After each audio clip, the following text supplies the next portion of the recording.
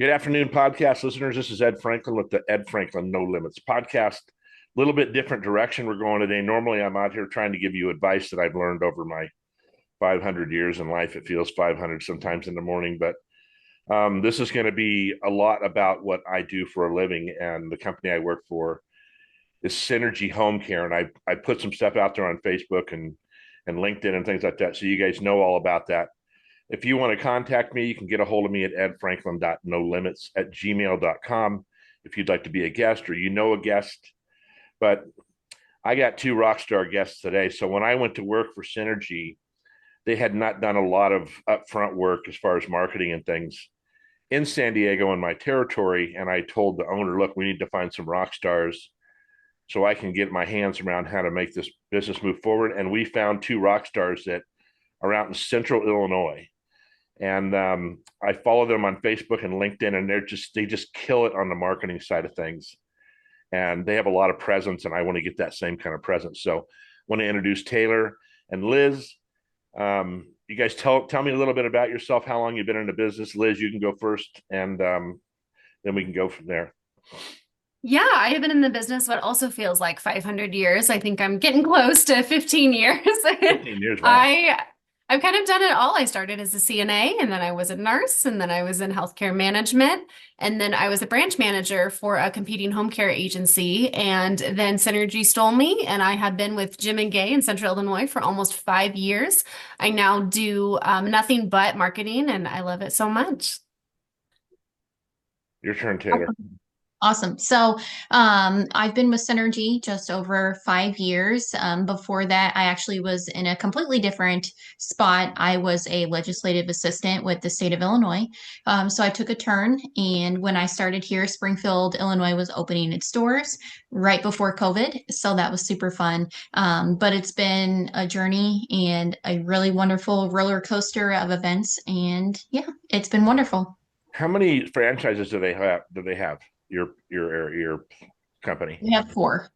Okay, and they're all in Central Illinois. All kind of. I don't know the geography there. Correct. So okay. Yes. So we have Bloomington, Champaign, Decatur, and Springfield, and it's all just a really big circle in Illinois. Okay, cool. So you guys, what I really notice, what comes out when I see your posts, is that you're doing a lot of organized events, right? You're doing mixers, you're speaking at places, you're doing all that, and that's what types of organizations are these you guys got you're so close to?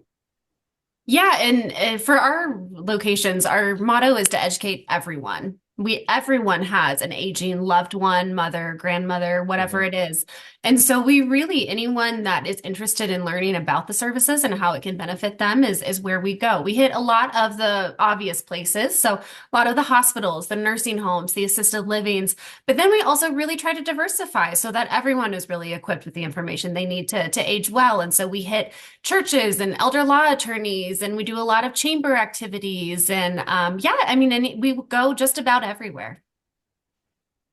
We have an Yeah. interesting landscape here where we only have a couple hospitals in our territory.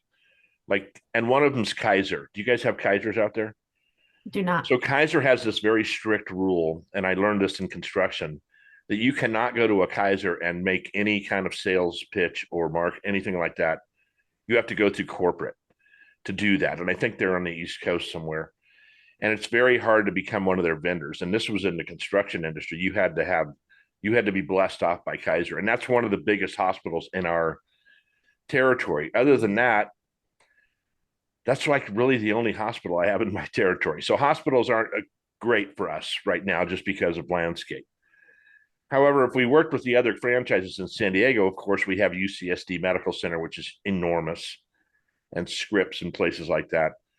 The chambers, we have a couple chambers in my territory too. And I used to run a chamber. I think I told you that before. And networking is king. I would get a lot of business from networking. Do you guys do you go to senior, not assisted living? I know you do those. Do you go to senior living spaces? Yes. Yeah. Okay. I mean, that's one of the places we've built relationships, and it's just about maintaining those and continuing that education. And sometimes, we'll bring in different activities and crafts and just spending the time with those residents, that's home to them. So we can also bring our caregivers in there. They don't want to leave their home. So maybe if they're starting to decline a little bit, we can bring caregivers in there to let them stay in place. I So think I go think ahead. another useful tool for both hospitals and senior living facilities is what we call following the patient. So maybe you can't go in and market, but you can still build relationships and have excellent communication. So Yeah.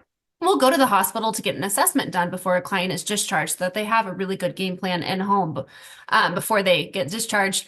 And I always tell my care managers, go and speak to the social worker, care manager. And it's insincere, hey, we're going to have care in place. Do you have any concerns? Anything I need to add to the care plan?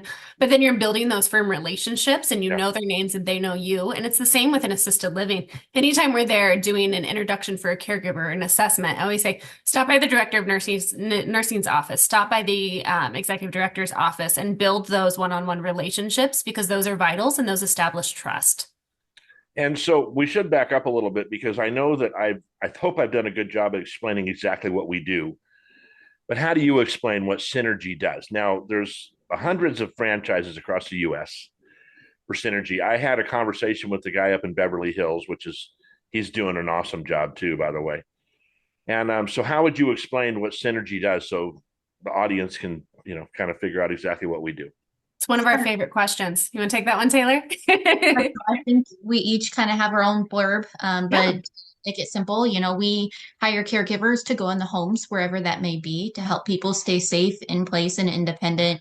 And we serve all ages. So it's not about getting through the day. It's about how to have the very best day, and creating that normalcy, but we're going to do it and make sure that they're safe.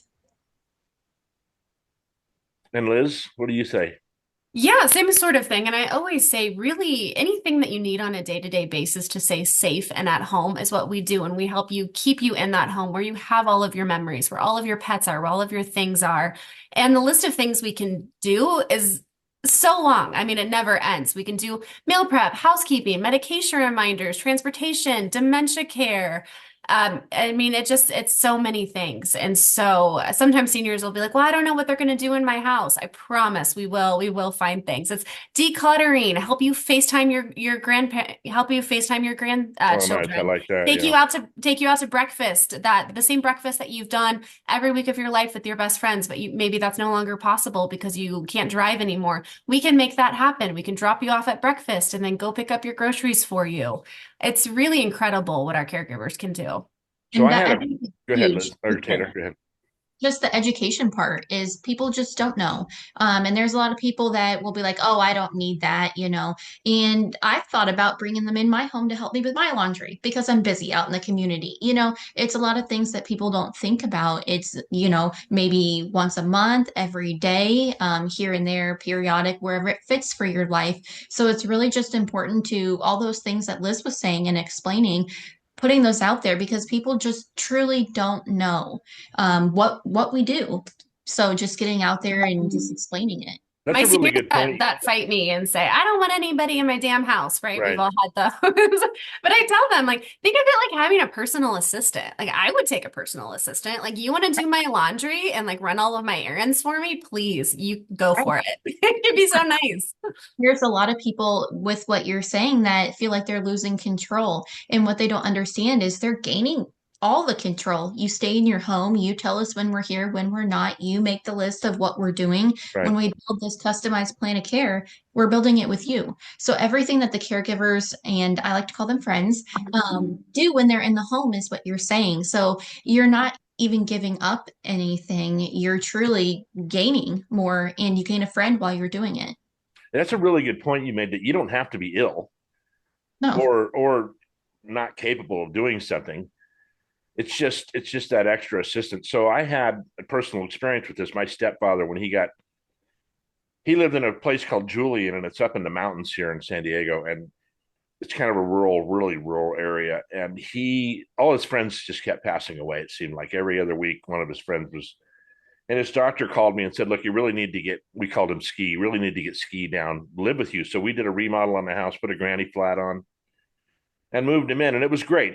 He was independent. He could drive. He could do all those things. And I had $6 at home at the time, so they were helping him with tasks around the house. But he did start his health started failing to a point where I could not help him. Right, I wasn't built. I'm not built to be a caretaker like that.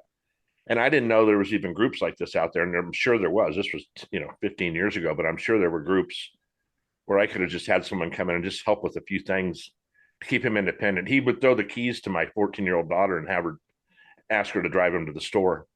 She didn't have a license or anything, but she never did that. But that's the point he was getting. So, but that's a really good point you made, that you don't have to be ill. And we had I reached out to somebody on Facebook that did a post about their father-in-law being ill and just getting to that point where he still has his brains together, but a little physically, he's starting to slow down a little bit.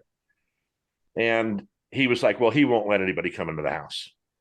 And I think that's typical with men. Is that more typical with men than women, you find? I think Yeah, and then it's so typical of all, right? It's a strange idea to just let a random stranger into your home and touch all your Right. stuff and all your memories. well, and I mean, and people have been so used to like they're the provider and I've been independent, like I've got this is my home. But I think that's a really good point of like what you're saying at that point. He didn't want anybody in there. So then it falls on friends and family, and you have to take the approach of, I'm sorry, dad, grandpa, whoever. But at this point, it's not for you anymore. I'm tired. I'm busy. I need, this is just a lot. And I need this peace of mind. And let me give this back to you. So when you have those moments of when somebody truly doesn't want anybody in their home, but they're expecting friends and family to be that bridge between their care, using the approach of, this is not for you anymore. This is for me. Yeah, so many Asian people have that fear of being a burden, and no one wants to be a burden, right? And even people aren't, but people still have that fear. And so assuring them that you're not a burden to Synergy, to your family, anything, we're all just trying to let your family members be family members. When they visit, let them enjoy your time, have a lovely dinner together. They're not deep cleaning your house the entire time they're visiting. And so it lets Right. family just be family, which is so important. Well, True. and I And read something or listened to something about a daughter, I think, was saying, if she starts to take care of, if this is hard on those seniors, if she starts to take care of them, she becomes a caretaker instead of a daughter. Exactly. exactly. And Yeah. that's the whole thing. You get to give that back. And we've had so many clients that at the end of it, they're like, I don't know what I'd do without you guys. Or, their loved one is like, thank you. You gave me my husband back. You gave me my life back. Right. There's a lot of unknown resentment there because you are tired. And it's really hard to be that supportive loved one, but like you're on top of that person, like you need to take your medications, we need to take a bath now, we need to do this, but you're also trying to have that love there too. So being able to take that away, and like you're both saying, you get to give that back to them and they get the relationship back, is so much more than anybody can ask for, really. Yeah, and I know that when my stepdad moved in with us, the aging at home is so important. I mean, he had all of his stuff there, his pictures, his whatever. I mean, he could go to the refrigerator when he wanted to. He didn't. Now, conversely, he had to go into a boarding care for a while, or not a boarding care, but like an assisted living. And now he just sits there. So we used to go see him every day. Somebody from the family would go see him every day. And we found a lot of the other people that were in sharing a room with him or whatever had nobody to come see him.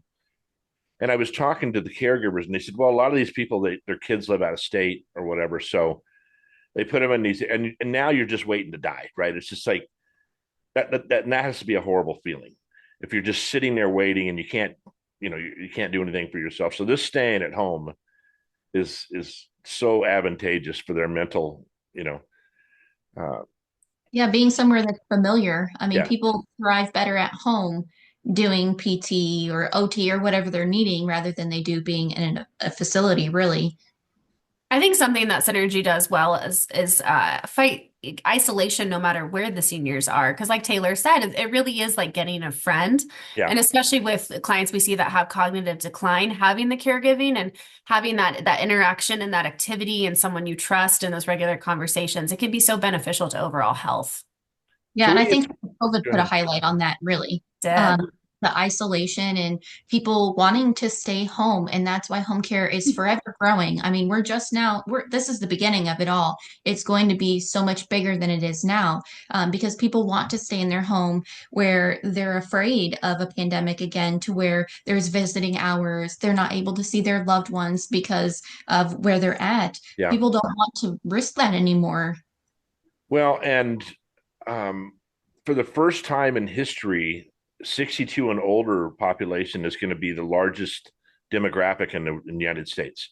They're Mhm. calling it the senior tsunami. So I have a friend that owns an assisted living, and we were talking about it. He says, Ed, this industry is enormous. It's going to just blow up this year and and coming years. What do you think, in both your opinions, puts Synergy ahead of other companies? It has them Um, stand out. Liz, do you want to go first? Sure. Yeah. Well, and Synergy is a franchise. And so Right. things are so dependent on how a Synergy is run, but I can speak to our Synergy. Um, every pretty much every mom and pop I know is opening a home care agency. Like I think I have over 15 competitors in my Champaign-Urbana area. I mean, they're just popping up every 5 seconds, I feel like. Right. But what really sets Synergy apart is we are a part of this fantastic franchise that has all of these research and resources and all of this camaraderie, kind of like we're doing now in this podcast. But also, Jim and Gay, we are the number one Synergy franchise in the country, and what they have established is just so incredible. How the way they run their business. Some of the things that set us apart from other franchises is that we have a 24/7 on-call team, because sometimes I'll call a competitor or I'll call another healthcare agency and no one answers the phones during business hours. Right. Like, what is happening? Are you crazy? Like, these are people's lives. You have to be reliable and you have to answer that phone. So we have live local people that answer that phone 24/7, which I think really puts us apart. We also have on-call caregivers every weekend because, I mean, in the 15 years I've been in healthcare, a caregiver has called off every single weekend, and they probably will until the day I die. That's just the industry. Yeah. So going above and beyond and hiring those on-call caregivers to ensure that your loved one is going to get the care that they need, I think is so important. And yeah, Synergy really, the quality of care that they're committed to is really, really incredible. And I'm sure Taylor has 10 more examples. Yeah, I mean, you said it all right there. And we're always staffed for growth. So we're never just staffed for where we're at right now. We want to staff for where we're going. So when we do have new clients coming in and it's out of nowhere, they need 24/7 care, we can do that. We want to make sure that ebb and flow of growth is always going. And on top of that, I think ultimately with where we're going, leadership is about influence and not title. And Jim and Gay have demonstrated that time and time again, to where they've never asked us to do anything that they haven't done or wouldn't do themselves. Right. So, this is Illinois. So 2 weeks ago, we had a snowstorm, and, businesses are calling off and people just can't get to work. And we take care of people. We can't just not show up. So we had Jim, Gay, people from, higher administration. Everybody's all hands on deck, and they're in their trucks. They're salting driveways. They're digging caregivers out of ditches. We're picking them up, dropping them off, all the way up. And I think that that speaks volumes for who we are as a company. And that leadership being so involved, we're constantly pivoting to make sure that we're in the now, and we're making sure that all of our clients are being taken care of at that highest level, really. And our caregivers, they don't feel like they're just out in the field. They feel like they're appreciated and they're a part of a team, and they're not solo out there, which in the work that we do, it can be very easy to feel like you're a loner out there. So just doing the extra things to make sure that our clients are feeling like their family and our caregivers feel like their family. Well, there's no doubt your leadership at at those locations is top notch. And Synergy is one of the top franchises in the United States, period, just as franchises go. And I was really impressed. And I told my wife, look, these people know what they're doing. They got it together. And a million resources. I mean, just so much so. And the background checks and the training, all this stuff that that our caregivers are getting is awesome. So yeah, I'm just out there I'm so happy you guys came on here. I really appreciate it. And this collaboration is important.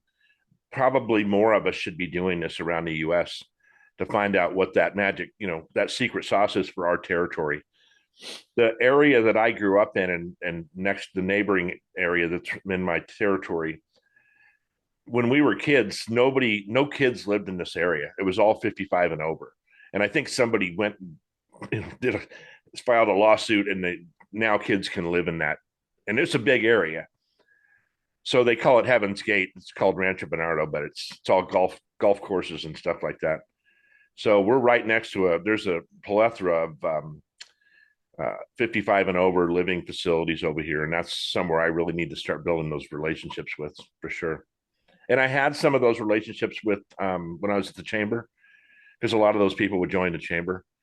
So yeah, that's something I want to focus on. And I wanted to get, like I said, feedback from you guys to where you're getting, what organizations you're building those relationships with. Yeah, I think Liz and I both would agree that being community oriented is something that we truly value. And it doesn't matter where we're going. Like she said, everybody knows somebody that needs care. Sure. And what better way to be a member of the community than knowing your resources around you? Yeah. So back to this. So when I started, we were talking about marketing.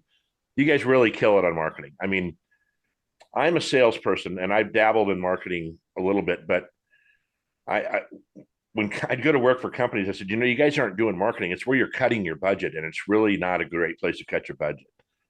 If you think about Apple or Chevrolet or Ford or any of these big companies, they're always doing marketing, even though they're enormous. Apple markets and they're the first $1 trillion company in history, but they still do marketing.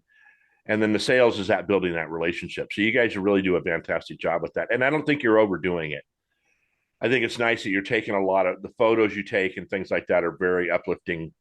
And it shows, it kind of shows a lot of love in the room and everybody's smiling. And you guys are really, you're really out there in the community, and it's pretty awesome to watch. Thank you. I think kind of speaking to what you're speaking to as well, consistency is so important in marketing as well. Yep. So we really, really try to be consistent with the people we're building relationships with and check in and set recurring activities and things like that, because consistency is so vital in marketing. Absolutely. And the best way to educate people is to get them to feel. And if you can get them to feel what you're trying to say, then they're going to remember that. That's a great sentence. Yeah. Yeah. And, Jim tells us all the time, be creative, do something that you enjoy to do. And then it's not work, and he's really big about that. And it's, you can see it through the photos, and not just Liz and I, but our staff as well. When we're doing these things, we're truly enjoying ourselves. And when you're doing something that you're passionate about, it's so easy to do. And so it's like doing all the things at the same time, but you're putting out that educational piece with marketing, and you're just throwing it all into this big, wonderful thing. Yeah, it's the famous line, people remember how you made them feel, not what you said. And so Mhm. it really is almost a feelings business. And we do try to, we have such an incredible operations team as well. And we have them join us when we can. Like, for example, in my Champaign location, I was chatting with one of our schedulers one day, and he's like, yeah, I sing and play the guitar. And I'm like, what? That's incredible. So I've booked him, I call him booking him gigs at some of the Nice. assisted livings, and he can sing to the seniors, and to watch his face light up and their face light up. It's so rewarding. So utilizing the people and the tools that you already have is such a great way to do it as well. We just Agreed. where I Yes. grew up in this city, they just built a new senior center there, and you can go have lunch with the seniors. So I went and did that last Friday. I just went and I just sat at a table, and these senior, now I'm a senior too, by the way. So when they sat down, we were kind of talking about growing up and and millennials and this and that. And my kids are, I guess, millennials or Gen X. I don't know what they are. No, they're millennials. So because my kids are probably your age. So by the way, but You're a young man, huh? Ed. Yeah, I have 20 grandchildren. So I have 8 kids and 20 grandchildren. So So what you're saying is you're busy. Yes. well, That's yeah. all I'm hearing is you're I busy. wish I was busier with the kids, but they're all, not all of them are in the state and this and that. But anyway, it was really cool to go hang out with the seniors, and I think they felt good, having a different conversation with somebody from, that isn't there all the time. Yeah, And that they was, enjoy that. yeah, Mhm. And it is what she was saying, she took somebody to go sing and do all these wonderful things. In our Springfield location, our client care manager does comedy on the side, actually. And so she went to the Home of the Blind, and she did a comedy show there. And it was the best thing ever. They oh, were that's laughing amazing. Yeah, so hard, and it was so fun. And it's truly what we do is truly just about enriching the lives of everybody that we touch, whether that's our clients or just people out in the community. Well, I'm very outgoing. So if I'm at a grocery store, I can get into a conversation with anybody. I mean, my wife's like, "Do you know that guy?" I said, "No," but we just started chatting, while we were looking at candy bars or whatever. But I really find and feel that seniors get left behind in society, right? They're not out as much usually. They're not getting talked to on a regular basis. Their kids are busy with kids. It's that old, cats in the cradle song. I have a much better relationship with my son now after he moved to Texas the last 5 years than I did before because he calls me a few times a week. And believe me, I miss that. I miss the house full of kids. Saturday, we're having a birthday party for one of my daughters, and there'll be like 10 grandkids here. And they're all little. I mean, from babies to like, well, to 17 years old. And I miss that. And I can feel that when I'm talking to seniors that they're not having that interaction they used to have, especially people that were in sales or in a, forward facing career. And now they're retired and they don't have that regular interaction with people.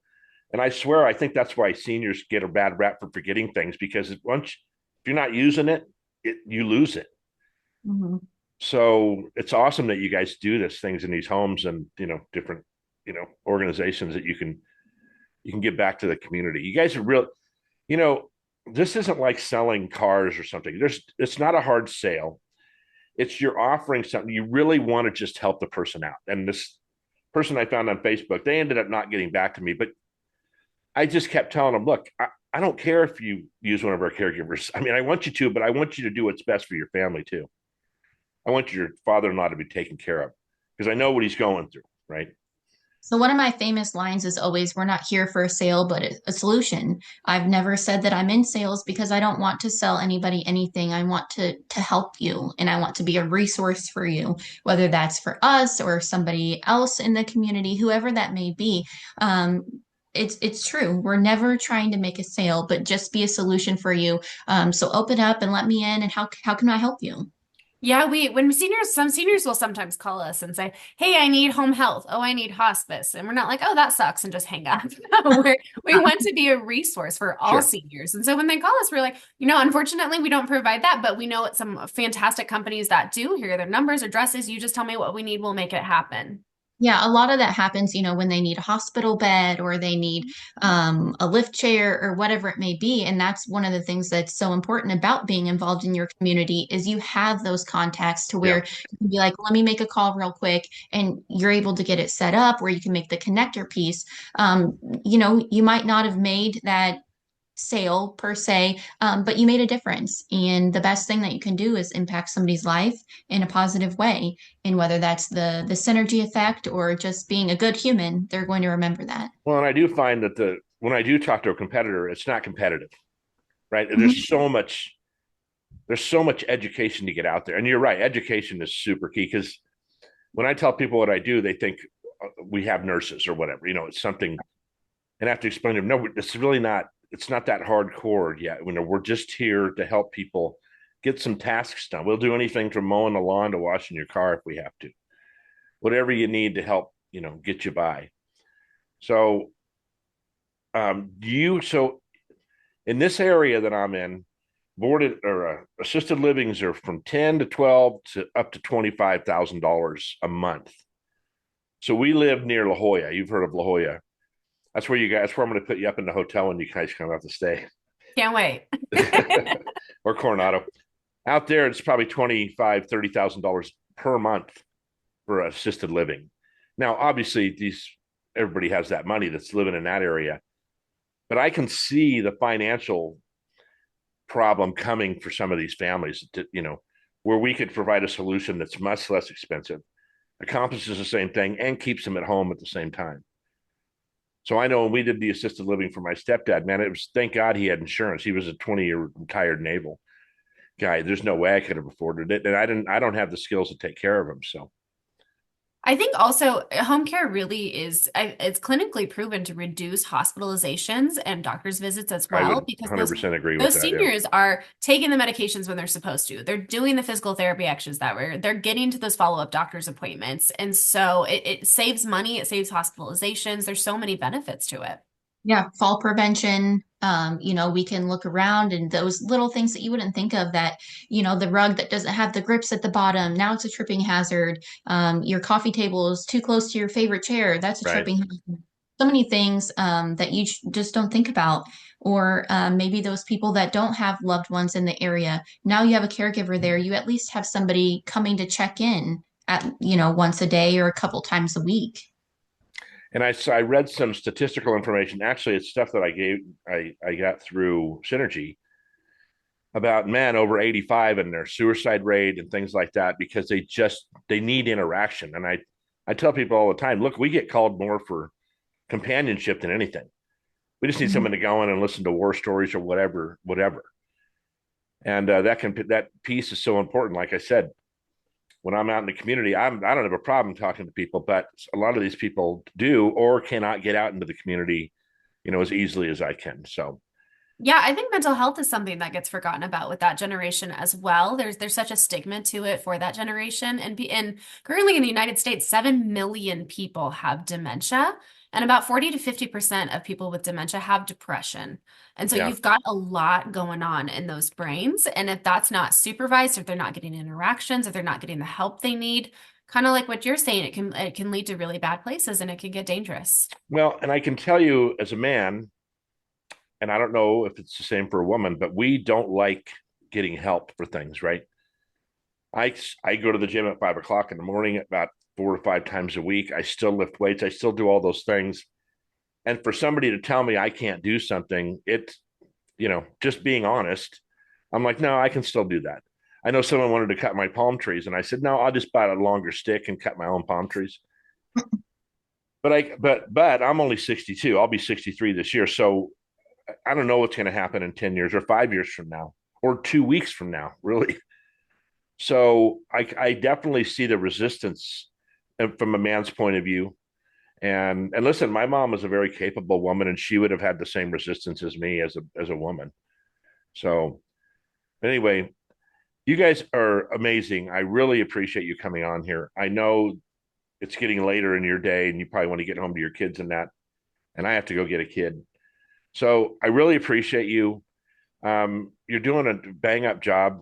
You guys are so smart. Your marketing's on point, and I'm so happy you guys work for the number one franchise group in the U.S. You deserve it, right? You're doing a great job. Anything Thank you. else you want to leave me with? No, No, just thank God for keeping on. yeah, thank you. Thank you so much for having us on. I'll It's just keep wonderful that going. you're trying to spread the awareness and the education about home care. It's Yeah. important. So let me just do a little outro, and then stay on the line for a second. So thank you for listening, everybody. This is the Ed Franklin No Limits podcast. And when I say no limits, it's usually getting over limitations, but it's also mean that we can talk about anything. And that's a good example today that we're talking about something. So you can always get a hold of me at edfranklin.nolimits@gmail.com. Hit me up if you have a guest, want to be a guest, have any questions, have a recommendation for a podcast. And I will talk to you all very soon because I got a really good podcast lined up that you're going to see very soon. Thank you very much.